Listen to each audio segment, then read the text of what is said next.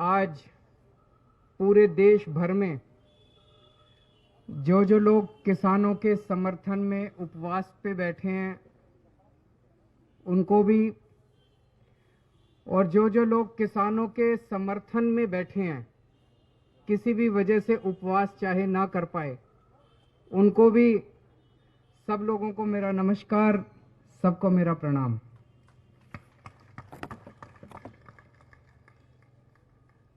दोस्तों, आज देश संकट में है क्योंकि किसान संकट में है। किसी भी देश को किसान और जवान किसी भी देश की नींव होते हैं, उस देश की फाउंडेशन होते हैं। और अगर किसान और जवान संकट में हो तो वो देश आगे कैसे तरक्की कर सकता है, वो देश खुशहाल कैसे हो सकता है। आज हमारे देश का किसान संकट में है। जिस किसान को खेतों में होना चाहिए वो इतनी कड़कती ठंड में धरने पे बैठा है। लेकिन मुझे खुशी इस बात की है कि आज पूरा देश किसान के साथ खड़ा है। देश भर में फौजी किसान के साथ खड़े हैं, जवान किसान के साथ खड़े हैं, खिलाड़ी किसानों के साथ खड़े हैं, बड़ी बड़ी बॉलीवुड की हस्तियां किसानों के साथ खड़ी हैं, वकील किसानों के साथ खड़े हैं, डॉक्टर किसानों के साथ खड़े हैं। देश भर से जो खबरें आ रही हैं, लोग चाहे सिंघू बॉर्डर ना पहुंच पाए हों, लेकिन आज न जाने कितने अनगिनत लोगों ने, लाखों करोड़ों लोगों ने अपने घर पे उपवास रख के किसानों का समर्थन किया और उनके लिए प्रार्थना किया। आम आदमी पार्टी शुरू से किसानों के साथ है, किसान आंदोलन का समर्थन करती रही है। आज देश भर में कोने कोने में आम आदमी पार्टी के कार्यकर्ताओं ने या तो अपने घर पे और या सामूहिक तरह से कहीं ना कहीं इकट्ठे होकर उपवास किया, किसानों का समर्थन किया। और जब जब जरूरत पड़ी हम लोग बिल्कुल चट्टान की तरह खड़े होकर हम लोगों ने किसानों का समर्थन किया। जैसा भी बताया गया कि जब किसान आंसू गैस के गोले झेलते हुए, लाठियां खाते हुए, वाटर कैनन झेलते हुए बड़े बड़े स्टेडियम में इन लोगों को डाल देंगे, बाहर से ताला लगा देंगे,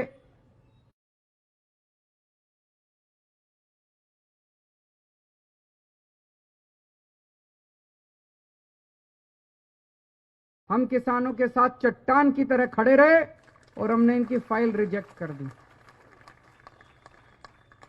उसके बाद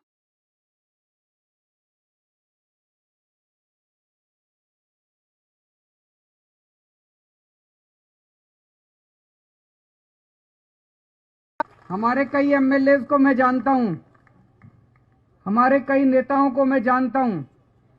मैंने उनको कह दिया था कोई टोपी पहन के नहीं जाना, कोई झंडा डंडा लेके नहीं जाना, आम आदमी पार्टी का जिक्र नहीं करना। देश बचेगा तो आम आदमी पार्टी बचेगी, किसान बचेगा तो आम आदमी पार्टी बचेगी। आप में से बहुत सारे लोग रात दिन वहां पे सेवा में लगे हुए हैं। आप भी सेवादार बन के गए और मैं भी सेवादार बन के गया, बिना किसी आम आदमी पार्टी का सिंबल लिए मैं भी वहां पे सेवा करने के लिए, किसानों की सेवा करने के लिए गया। तो ये लोग बहुत नाराज हो गए। पिछले हफ्ते जब इनका आंदोलन था, एक दिन मैं भी एक दिन वहां जाना चाह रहा था, लेकिन इन्होंने मेरे दरवाजे बंद कर दिए।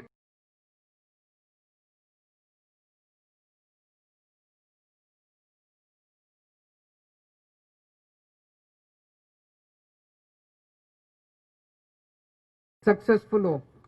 और आज उपवास के ऊपर सारी आम आदमी पार्टी बैठी है। यह आंदोलन बहुत पवित्र है। आप लोगों ने देखा होगा किस तरह से बिल्कुल अहिंसा पूर्वक, कोई किसी तरह की कहीं हिंसा नहीं है। इन्होंने लाठियां खाई, हाथ नहीं उठाया। चीन और पाकिस्तान के एजेंट हैं ये जो किसान बैठे हैं ना, इन्हीं लोगों के भाई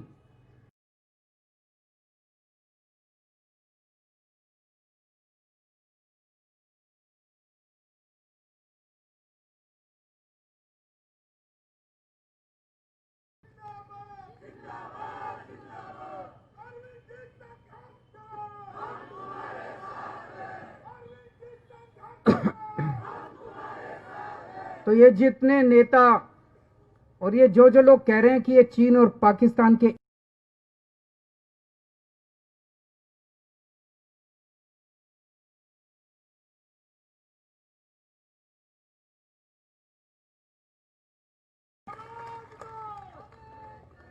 और आप ये सोच के देखो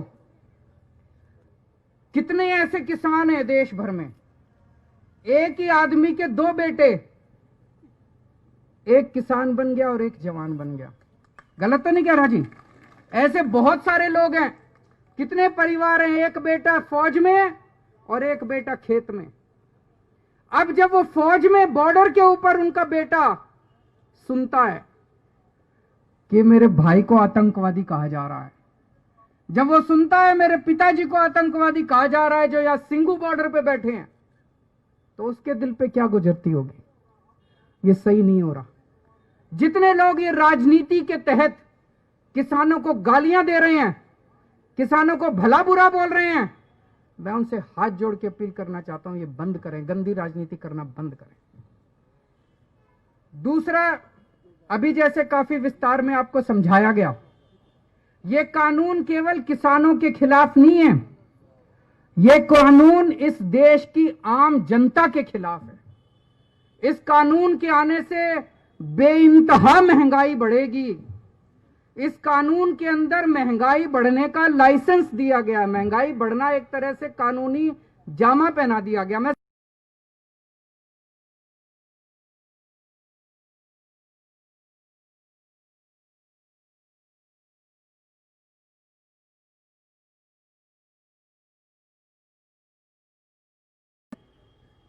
प्याज की जमाखोरी कर रखी है, करते हैं कि नहीं करते? महंगाई क्यों होती है? महंगाई इसलिए होती है, कुछ लोग सारा प्याज खरीद के जमा कर लेते हैं अपने स्टोर में, मार्केट में प्याज नहीं आता, मार्केट में प्याज की तंगी हो जाती है, इसलिए प्याज महंगा हो जाता है। दाल क्यों महंगी होती है? कुछ चंद पैसे वाले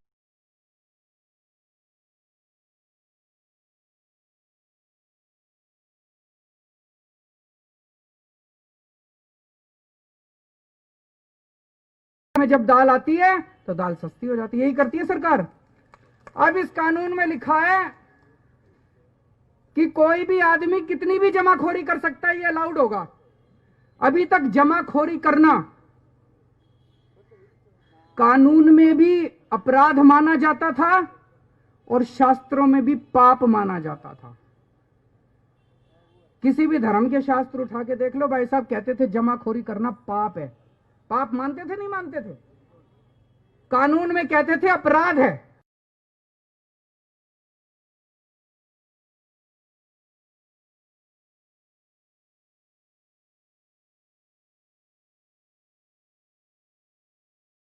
तो जिन जिन लोगों के पास पैसे हैं वो तो 2-2 3-3 साल तक सामान स्टोर करके रख लेंगे।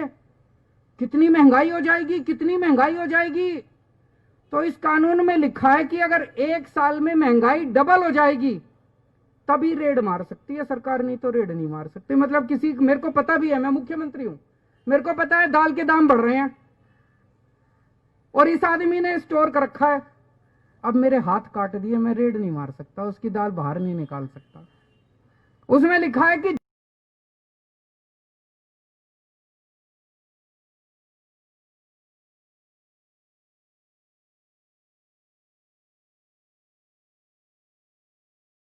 ₹80 किलो और अगली साल 100। तो 4 साल के अंदर गेहूं 16 गुना महंगी हो जाएगी। 16 गुना महंगी 4 साल के अंदर। समझ रहे हो आप लोग? ये कानून में लिखा, इतनी महंगाई हो जाएगी, इतनी महंगाई हो जाएगी, भाई साहब तनख्वाह बढ़ेगी नहीं, बच्चे पालने मुश्किल हो जाएंगे। तो ये पूरा कानून किसानों के खिलाफ है, आम आदमी के खिलाफ है। केवल और केवल कुछ चंद पूंजीपतियों को फायदा पहुंचाने के लिए कानून लाया गया। तो मेरी सब लोगों से गुजारिश है, ये मत सोचना कि किसानों पे एहसान कर रहे हो। कोई एहसान नहीं कर रहे। ये कानून अगर आ गए, सारे के सारे लागू हो गए, लागू तो हो गए, ये बंद खत्म नहीं हुए। किसान बड़ा एहसान कर रहे हैं तुम्हारे ऊपर, जो बैठे हैं वहां पे। इस देश के लोगों पे किसान एहसान कर रहे हैं, जो कह रहे हैं ये कानून वापस लो। तो अपने को सबको इसकी खिलाफत करनी है। आज आम आदमी पार्टी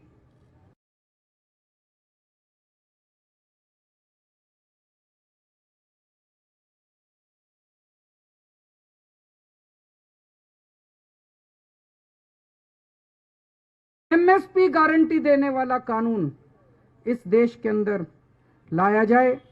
आज पूरा दिन मैंने भी, आम आदमी पार्टी के कार्यकर्ताओं ने देश भर में उपवास रख के इन किसानों की मांगों के समर्थन में प्रार्थना की है।